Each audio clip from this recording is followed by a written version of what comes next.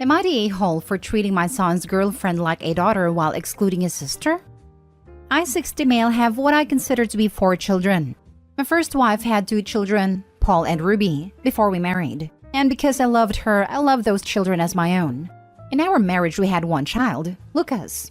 When Lucas was 4, my then wife decided that since we'd gotten married in our mid-20s, we had married too young, and that she needed time to figure herself out. It devastated me, but we remained cordial and we've been amazing co-parents. For all those years, I've treated Paul and Ruby like my own children and they have keys to my home. The problem now has to do with Charlotte, my youngest son's girlfriend.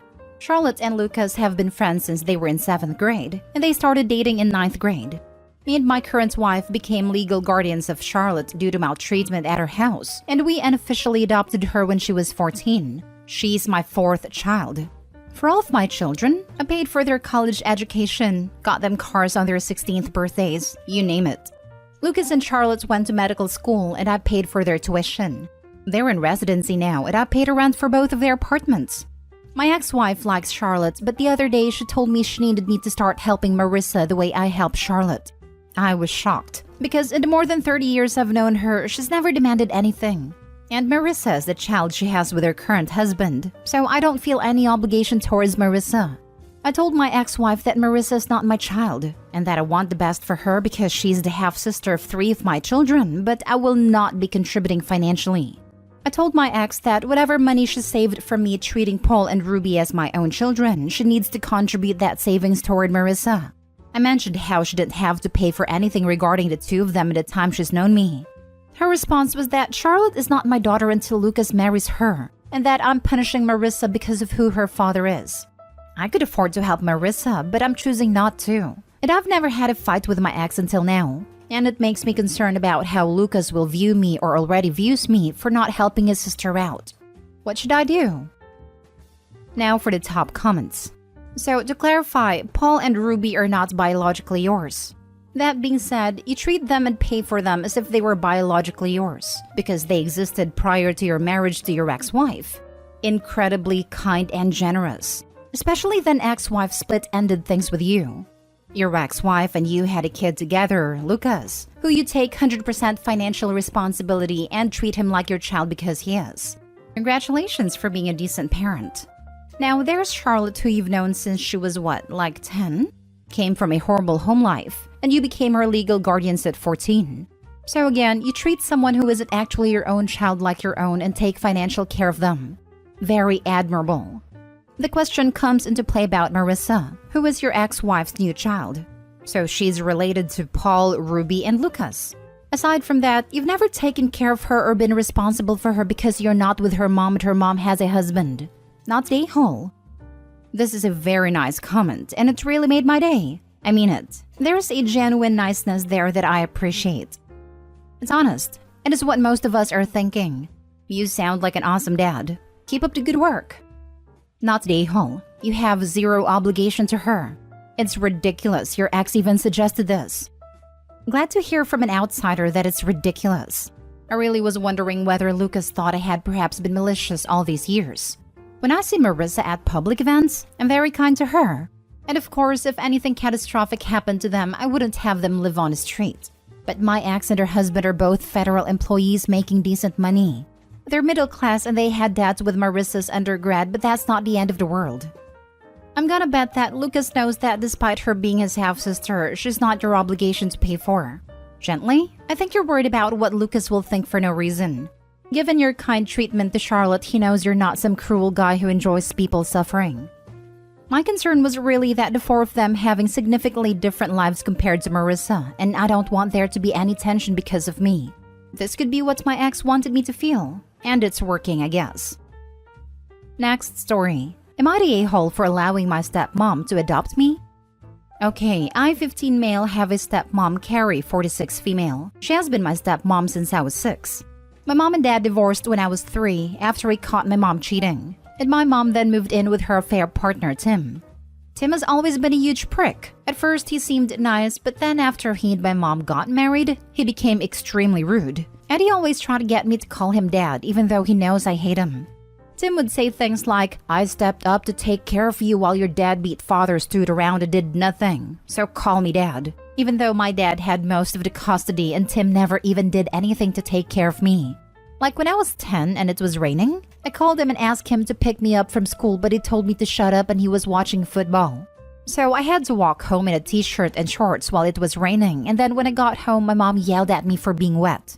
When I was 13, I had enough and went to live with my dad full-time, and I refused to see my mom or Tim. As far as I'm concerned, they're dead to me because they treated me like crap for years. My stepmom, Carrie, always helped me escape from my mom and Tim's toxicity. When I was little, she would read me bedtime stories and would play with me. She's an amazing person, and I consider her to be my real mom. Last year, my dad got sick and he's worried that he may not live. So Carrie brought up the idea of adopting me, so I won't have to go live with my mom and Tim if my dad dies. They asked me how I felt, and I said, absolutely. And we immediately signed the adoption papers. My mother then gave up her parental rights to me, and honestly, I was happy but also sad because it meant she didn't care about me. The conflict comes up though, because yesterday Tim showed up at my dad's house and demanded that I go to my mom's with him. I told him no and to get lost, and got angry and said, "I'm your father, you little C-word, so get your butt over here and go back to your real parents' house." By this point, my dad came out and threatened to call the police, so he left. Now, Carrie and my dad are getting grief from my bio mom's family and social media for her adopting me. So I want to know, was I wrong to let Carrie adopt me? Am I the a-hole? Not the a-hole. My mother then gave up her parental rights to me. "I'm your father, you little C-word, so get your butt over here and go back to your real parents' house." Tim is not a smart man. Not the a-hole. You are legally adopted. Request that your parents, the good ones, get a no-contact restraining order against him.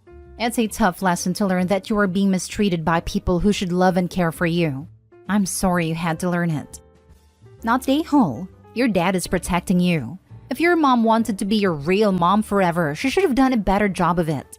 If your stepmom is the one who's actually been in the role of mom and who you'd want to live with if your father passed, it absolutely makes sense to allow her to adopt you. And it's wonderful that she cares enough to do so.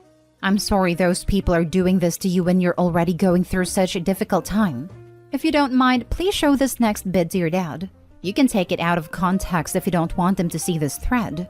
I think it's a good idea to show the whole thread to him so he knows how you're feeling. But you don't have to. Dear Opie's dad, please call the cops, non-emergency line, and report Tim's behavior. If you don't have a security camera already set up, consider getting one. There are pretty cheap ones on Amazon you can easily set up and hook up to your phone.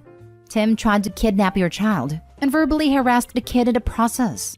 If your kid had been home alone, there's no saying what would have happened, and it could have been really dangerous. That's well worth a police report. Next story. Am I the a-hole for kicking my mom's boyfriend and his kids from the house I inherited after my mom's death? They went to a homeless shelter. My 19 male parents divorced when I was 6. My mom got a boyfriend, Josh, and they started living together when I was 9. He had twin daughters, who were 4 when they moved in. Their mother was not in their lives anymore, so my mom took them in as their own. I admit that I was a little jealous because they had her full-time and me only 50% of the time. I think my mom loved them more too. I was a quiet kid and spent most of my time in my room when my mom had me. I didn't want any siblings. My mom tried to, but to no avail. By the time I was 16, I rarely spent time at my mom's place. And when I went to college, I got an apartment, even though my mom lived in the same city as my college. Mom tragically passed in December, and because Josh and her never got married for some reason, I inherited everything, including her house. I allowed Josh and the kids to still live there. I paid half the bills as he is struggling because of low-paying job. My lease ends in December and I decided to move into my house after. I sat down with Josh and told him I was moving in January. Since this is my house, I will take the master's bedroom and he will move to my old room. He started crying. How that bedroom is a safe space, and all my mom's things are there, which gives him peace. I told him he can move few of her things to my old room. My room is 1/3 of the master's bedroom. He started crying even more, that he doesn't want to abandon their bedroom. I was pretty angry at that point, so I told him to just get out of the house then, as I don't have the energy to deal with this nonsense. I've since cooled down, but 3 days later he sent me a message to notify me where he left the keys, and they had moved out. I found out they went to homeless shelter. I got messages from my mom's side of the family, how I'm heartless and cruel to kick them out. How the twins lost their mom and home in less than a year. The twins texted me how they can't believe their own brother made them homeless and asked me what they did wrong. My dad and his family told me I'm in the right. I do feel bad for them, but I still think I decide who gets what room in my house. Am I the a-hole? Other people have made good points. Opie shouldn't have spoken in anger. But at 19 and carrying such a heavy load, he can perhaps be forgiven for that. This Josh dude put Opie in a very awkward position. And when Opie tried to make the situation fair in a way that benefited both sides, Josh freaked out, moved out, and is now sending flying monkeys to guilt Opie. Not the a-hole Opie. Josh is grieving, but he cannot expect you, a person who has little obligation to him, to continue to pay half his bills and maintain a separate residence at 19. That's unreasonable. If you're going to be supporting them, he should have expected you to return to the house. And as you're now returning as the homeowner and an adult covering half the bills, he should have realized giving you your childhood room back wasn't going to cut it. I understand why it hurts for him, but he should have been willing to give up the room. It would have been better to give the man some time to work through his emotions. This is a case where you continually hold a boundary. Don't back down, but allow the other side some time to come to terms with it. Affirm, you are welcome to stay here with me, but I will be moving into the house on X date and I will be taking the master suite. Would have been far, far better than telling them to get out. That's all you had to say, and then no one could accuse you of anything. But you're 19, and this is a mess of a situation. You deserve to be allowed to learn from this situation if you didn't perfectly handle it on your first attempt. I agree, but I'm stuck on this one point. Thing is, Josh didn't need to move out until December. Opie has a lease that ends then, so they'll be moving to the house. They were having the first conversation discussing the situation of Opie planning to move in. Josh has been grieving for over half a year, while getting his bills paid by Opie as soon as this conversation happens. He didn't take any time to make plans. He just leaves? The room and stuff that was so important? No plans. No intent to evict even started. He just takes his family and leaves, and contacts the mother's side of the family. Reads strange. Yes, Opie failed to have enough tact in that moment. Maintaining more than one household is difficult, and Opie shouldn't have had this burden. Opie's also grieving the loss of his mother. Not the a-hole. It's not a great situation for anyone, but he's been freeloading off of Opie, guilting a 19-year-old into financially supporting him. Not only paying half their bills, but paying to live elsewhere so Josh could have the house. You're entitled to live in your own house, and you're especially entitled to the master bedroom. Josh tried to guilt Opie and bailed when that failed. Last story. Am I the a-hole for kicking my sister-in-law out for eating my order? My husband's sister moved in with us after a major argument about the baby's name. They were expecting, and she's 7 months in. She's known to be picky and refuses to eat what we normally cook. We only cook her favorite food, which I can't eat due to allergies. So every day at dinner, I have to figure out what to eat since she only eats food that I'm allergic to. Last night, my husband agreed that he'd cook for her and cook for us together separately. I got home after a long day at work and found out that sister-in-law convinced my husband to only cook the meal she wanted and cancel on the meal we planned to have. I saw them eating together in the kitchen. My husband apologetically said his sister convinced him to eat with her and not cook the meal I wanted us both to have. I said it was fine, then went to order some food from the restaurant. I went to take a shower and did some work on my laptop, then came downstairs to find my order placed on the kitchen counter.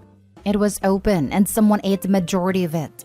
I turned around and there was sister-in-law standing saying she woke up hungry and couldn't resist the smell that was coming out of the box. I lost it and yelled at her asking why she did that, but she said that she did save me some, which isn't true because there was only some rice and dressings. We started arguing and I told her I couldn't take this anymore and told her to pack her things and leave first thing in the morning. She began crying and my husband got involved in defending her up and down, repeatedly saying she's pregnant and is eating for two basically. He suggested I go make myself something quick from the fridge and let go, but I refused and a bigger argument ensued. Am I the a-hole for kicking her out over this? Not the a-hole. And you don't have a sister-in-law problem. You have a husband problem. Don't get me wrong. Your sister-in-law sounds like a spoiled, selfish, and entitled piece of work, pregnant or not. But your problem is that your husband is more concerned with her health and happiness than yours. He needs to get his priorities in the right place. All day, Husband is the problem. Also, not the a-hole. Yeah, like how exactly was the husband convinced that his wife, whom he promised to make food for and therefore was expecting it, didn't need to eat dinner and didn't need to be told that she would have no dinner?